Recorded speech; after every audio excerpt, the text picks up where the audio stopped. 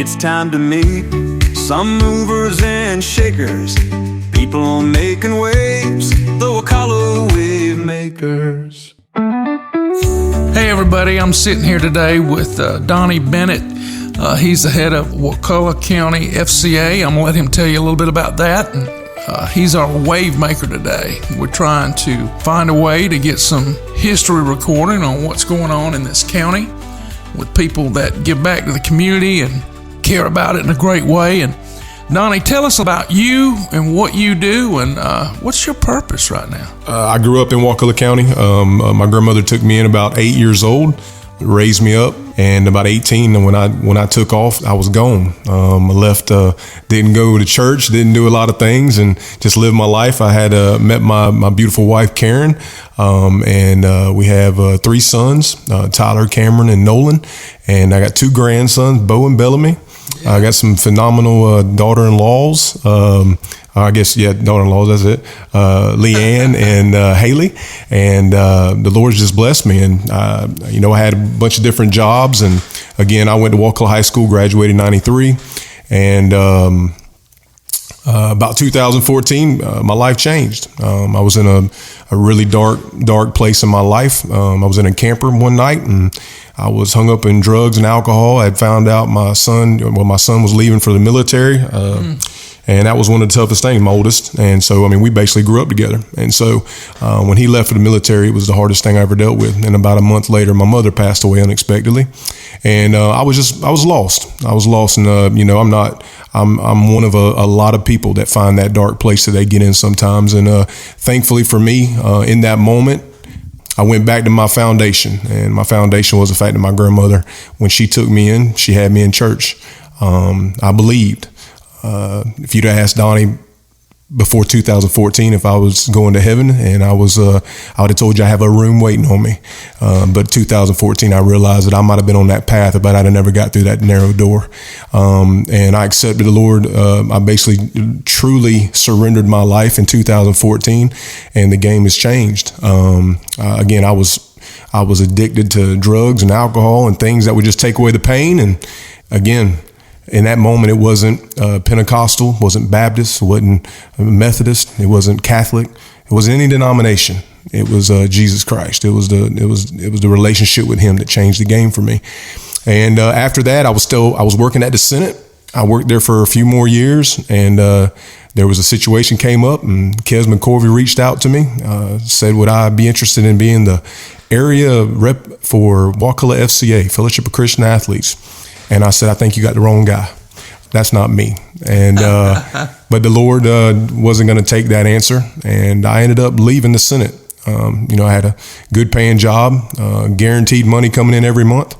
And I'll never forget, Kes said, well, pray about it and let's meet and we'll talk about it. I said, okay. So I went to my wife. I don't even know if she was very happy with the decision to go into it at the time, and because she remembers the Donny of old, the new Donny. When you change your life and things happens and the Lord takes over your life. Yes, sir. People see something different in you. We can say we're Christians all day long, but what does our fruit show? And so, anyways, at that moment, I remember praying about it. I felt the Lord was on me. It's like, I want you to do this. And I went and sat down with Kes McCorvey at a place called, I don't remember the place, a little restaurant in Tallahassee for breakfast. He said, what do you think about everything? I said, I think I'm going to do it. He said, all right, well, let me tell you a few things. Number one is community supported. I said, well, what does that mean? He said, you don't have a paycheck. I said, oh, yeah, I don't know if I really explained that to my wife. But he said, you'll have to raise your own support. I still couldn't turn them away. I wasn't retired from anything. I didn't have a bank account, a savings account full of money or anything like that. But I knew I could not do it. And he told me that I would be over Wakulla County, over the schools in our district here or in our county. And I knew I grew up here. I grew up, again, with my grandmother. And I wanted to encourage people. And so I went ahead and stepped into it. And we're basically here. I have my own nonprofit called Battle 14.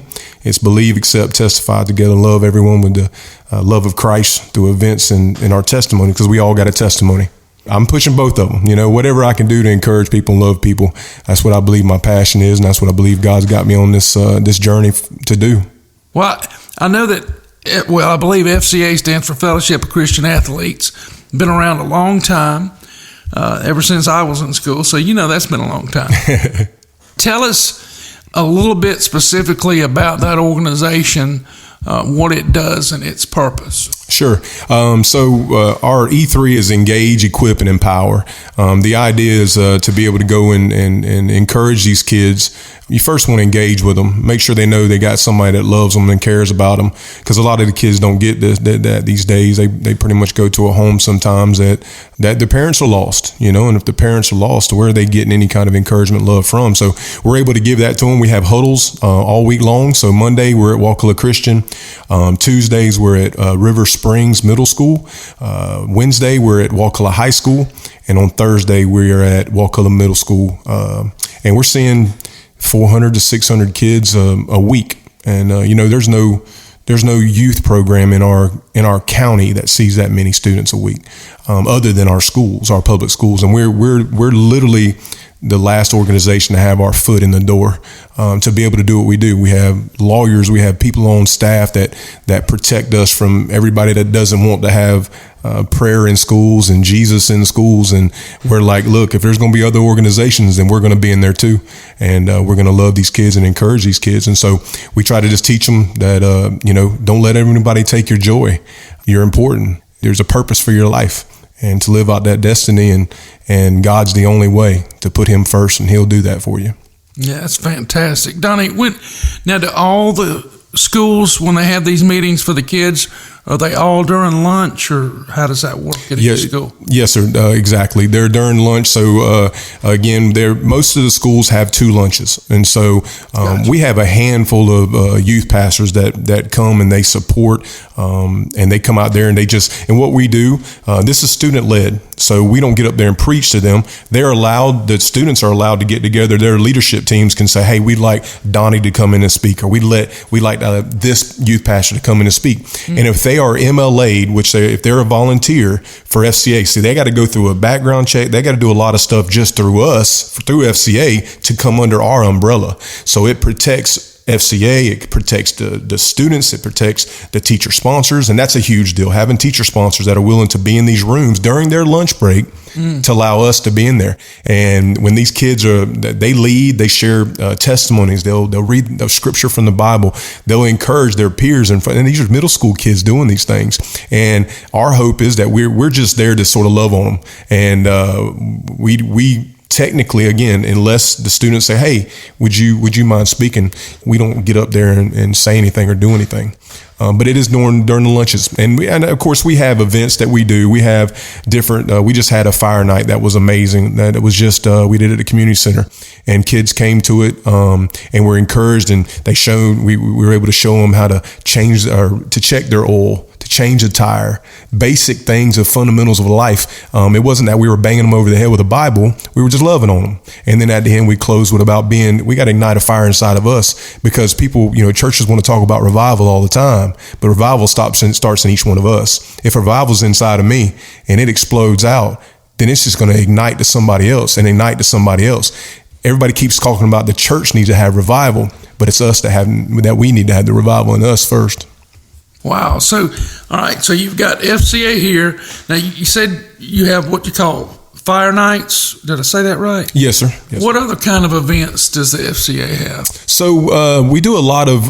We try to have camps. We haven't really been able to get into the camp scene yet, but Wakulla is beautiful, right? I mean, that's why a lot of us live here, is because Wakulla is a beautiful place, and we have all the access and from nature and the ocean and just everything we have to be able to have wonderful camps here. But we're having to go down south and go to different places to put on to do camps, and for me, that's unacceptable. We should be doing our own camps here in Wakulla County, but we don't have the finances to do it. We don't even have the finances this year to even put on a gala that we usually put on. We usually have a lot of help to do it, but our thought process was, it usually takes $3,000, if not $8,000, to have a speaker come in to put on a gala, and you're going to raise about $10,000, so you might put $2,000, $3,000 in the FCA. When the majority of the people that's buying a table, if they just knew we need help, they would say, here, I'll just write this donation to you. And that's the hope this year. We thought about doing maybe a social media-thon where we can just have a bunch of testimonies from students and adults that have seen FCA and work. You know, again, there's a lot of things we want to do, but that's just the way it works. You know, for FCA to move and to function and to have people run it and do it here in our county, you got to have the finances to be able to do that. I really enjoy hearing about, things being student-led.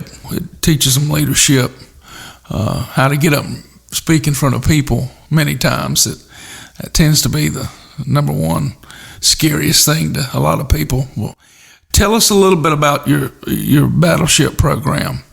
What's the difference there? How does that work? So Battle 14 is something that happened in 2014. It actually was started before FCA, before I walked into FCA's ministry. Okay. Battle 14 was just me and my best friend. He had dealt with a child loss. I had just surrendered my life in 2014. And again, that's when Tyler left in September of 2014. My mom passed in October of 2014. In November of 2014, I walked back inside of a church and I surrendered my life to Christ. And so 14 is sort of where the number comes from. There's some other things that obviously we won't get into today because it goes into a lot where God has just proved himself in my life. But at that moment, we were just trying to encourage each other. And the way we did that at the time was we encouraged each other with our testimony. What happened during that day? Did we look for the positives in the day? Did we look for the gold nuggets, or did we just walk by them? A lot of times we walk by so many blessings in our lives because we got our eyes so up high looking for these big, huge ones, when it's the small ones that really can make a big difference if we open our eyes to them. And for me, that's what I was happening. I was looking for them. I was searching for them like eggs with money in it. That's what I was looking for. And God was placing them all around me. And I just had to open my eyes to see them. And when they would happen, we would share with each other and we would encourage each other. And it started to be one of those things where we all have a testimony. And there's just a lot of people that don't want to share their testimony. And maybe they're afraid of it. Maybe they just, they're ashamed of it. But when you come through a test and your life changes, people need to hear it. Because that is the kind of stuff that impacts lives to move forward. For me, that was a big deal. So we created it. And then I want to say it was in 2018 or so, or maybe even 2017, I think I went to Facebook on it and dropped it on Facebook. And the reason I did that is because I had asked somebody, I'd shared my testimony at a church. And I remember when I done, I felt like the Lord gave me so much power in that moment. And I was not even me speaking. Like, back when I was in school, I didn't like to read. I sure wasn't going to stand up in front of nobody. I didn't have none of that courage. And I just felt something different about me. And I remember when I got done, I had a buddy of mine. I said, let me ask you a question. I said, so if I wanted to preach at a Pentecostal church, I got to go to a college and get that? And he's like, yeah. I said, and if I want to be preach at a Baptist church, I got to go to a Baptist college? And he said, yeah, a lot of times. I was like, yeah, I don't like none of that idea. And so Facebook gave me an opportunity to get on there and just encourage and love people. And so I did it without having to have a bachelor's degree or any kind of education. It's just the fact of what the Lord's doing in me. And I'm just real. I don't have no diplomas that tells me I'm this, that, or the other. I'm just a real guy that's just trying to move in this world. And so Battle 14 started to come about, and then we came up with the analogy of believe. That's to be. You got to believe there's a God. First and foremost, you got to believe, right? But then you got to understand that the Bible tells us that even the demons believe. Devil believes. They know the scripture better than we do, right? Yes, and so they try to manipulate us. But you got to believe first. And then you got the A, which is accept. You got to accept Jesus in your life. You got to accept that you can't fight this battle alone, and you've got to have him in your life. And then you got testify. And we all have a testimony, and you do it together. And then you love and you encourage people with the love of Christ, and we do it through events. So we have our battle ball events, which is it's just an awesome environment. I encourage anybody that ever wants to come to one. Our next one's probably going to be May 17th. I haven't even dropped that, so I'm dropping it here first. There you go. And it's going to be for armed forces, and we're going to do something for the VFW here in our community. We're going to raise a little bit of money for them. But that's what we do. We put battle events on. We help our community if there's some family in need. We've helped some different ones that dealt with cancer, and just across the board, just a bunch of different things. And the whole idea is you've got 300 to 500 people that come to play battle ball, and they're going to get encouraged, and they're going to hear Jesus, and they're going to hear music blaring through a DJ that's Christian music, and it's family oriented. You got your kids over here playing, you got your adults over here playing. It's just a phenomenal time. We got battle golf. We got a gaining traction event where we bring a drag car and I share a walking in victory. I used to drag race a little bit. And so again, it's just, Mr. Brian, I'll be honest, whatever I can do, I just don't ever want my hands to be tied behind my back. I want to come out the box and do whatever we can do. And if it brings somebody there to get encouraged, to get it loved on, share Jesus with them, then I've done everything that he's asked me to do. Yeah, it's very evident you've got a heart for young people. Obviously, you're listening to your calling. Knowing what our young people face today, so much information, so fast, so many different opinions, sometimes I'll say so little facts. But what are some of the things that you would encourage in these young people to get along better in this world so they can better talk about Jesus, better share? I mean, because you can't give what you don't have. I think that we should be somehow attractive to others in some way in order to get the maximum word out, if you will. What are some things you like to share with your kids that you affect and reach all the time? I think about my boys. I think about my sons. I think about the fact that I don't go to them every day and I read scripture to them and I tell them they need to be inside of a church and I push them and push them and push them and push them. I just love them and I walk it out. I walk it out. It's really hard to live the Christian life because it's easy for me to stop and do the old things and the worldly things. Doing the worldly things is easy. Yes, sir. But walking the Christian life and following Christ every single day is a very difficult thing, and we can't do it on our own. And that's the biggest, I guess, if you ask me, the biggest thing I try to instill or even say to these kids is that when they come up to me, I just love them and I just hang out with them. I try to meet them at their level, whatever that level is. If one of them rodeos, then I'm going to talk about rodeo. I'm not going to talk about what I like. If one of them plays baseball, I'm going to talk about baseball. I try to go to these events. I try to go. One of the things I do, I don't have to do, but it's what I felt was for me, I thought it was a good thing. I try to go to at least once in the season a game that's going on, whether it be a weightlifting or whether it be a tennis or whether it be a golf or whether it be a baseball or football. I try to go to a game. I try to take some videos. I try to take some pictures and I try to drop it on Facebook because the mindset when I was a kid, I just remember when I got my yearbook, I would open that yearbook up and the first thing I did was I wanted to find out if I was anywhere in it. I'd look in the back and see, okay, I'm on this page. I knew I was going to be in the band one because I was in band. So that was a game, I was on. And so I knew I would go and do that. But my thought process was if you put it on social media, the kids are going to want to see it. And that's how our social media grew to where it's at. We have a pretty good platform as far as our social media. And just being present, consistent. These kids, that's probably the biggest thing they miss in life is somebody being persistent, consistent in their life. And if you can be that in their life and just know that, hey, there's Mr. Donny, or hey, there's Mr. Brian. Hey, Mr. Brian, how you doing? Hey, Mr. Donny, how are you doing? And that's honestly, that really fuels you. When you got a little kid who comes up, it feels horrible because you don't remember all their names. That's probably the worst feeling for me is that I don't know their names. I know some, but there's too many kids to try to remember them all. Yeah, it's true.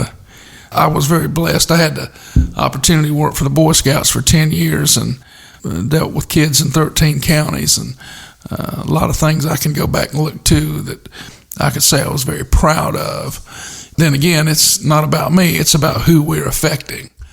Getting closer to the end here, what I want to do is kind of give you a moment to share with us what you want us to hear. You've got the last word, and thank you very much for coming by.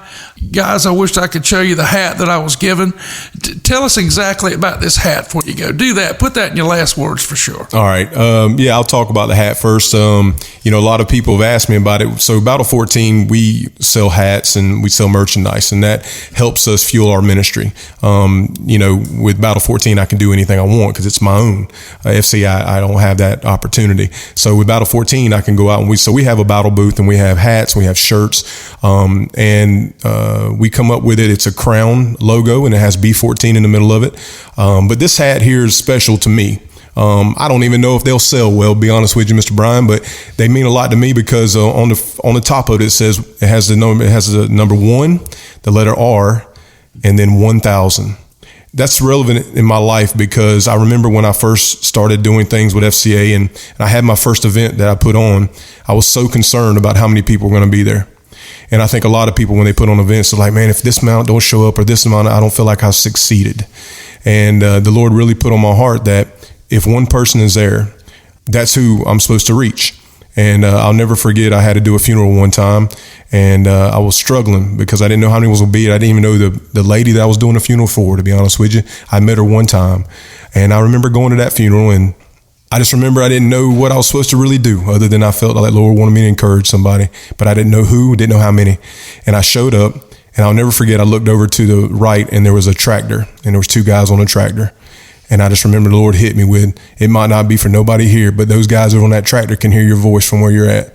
And it really hit me. And so 1 or 1,000, if you have an opportunity to encourage 1 or 1,000 people, do you take that opportunity to encourage them and to love them? And so my final words are as simple as this, that we all have a purpose. Some of us are scared to walk in our purpose. Some of us step out and walk in our purpose. And walking in your purpose is hard. It's a difficult process. But when you start walking in it, you can't walk away from it. And I'll never forget, I guess it was last year, I was struggling because our community, it's tough. Financially it's tough to get the help to keep us going and to keep a paycheck coming in and things like that. So you have to ask. I've worked all my life. So to ask somebody for help is very difficult. And I'll never forget that I kept fighting to basically for help from my family to survive and to keep pushing. And I went to the school one day. It was a Wakulla middle school, and I'll never forget. I walked in there and I had this fire inside of me. I had just gotten into red line, which means that basically I went to part time, and I wouldn't have the funds to come in full time. And I remember I was mad. I was mad with God. I was mad with the situation. Hey, you had me walk into this. How is it that you're not providing for me?